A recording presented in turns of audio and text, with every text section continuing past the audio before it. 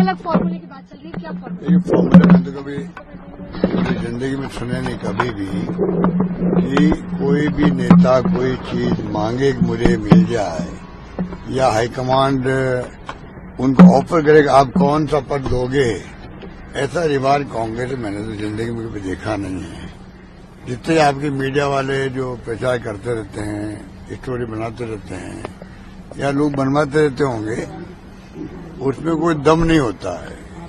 High command इतनी मजबूत आज भी है, कांग्रेस पार्टी इतनी मजबूत है कि ऐसी स्थिति नहीं आई कि आप किसी को मनाने के लिए ऑफर करो आप कौन सा पद स्वीकार करोगे। ऐसा आज तक ऐसे कभी हुआ नहीं जिंदगी में, ना कभी होगा। कांग्रेस बहुत मजबूत संगठन है आज भी, हाईकमांड बहुत मजबूत है। ना किसी कार्यकर्ता नेता की इतनी हिम्मत है वो कहने ये नहीं मैं ये लूंगा पद, ऐसा कभी होता नहीं है। ये सब स्टोरी अखबार में चलती रहती है या फिर कुछ लोग चलाते रहते हैं या स्टोरी बनवाते रहते होंगे, कोई दम नहीं है।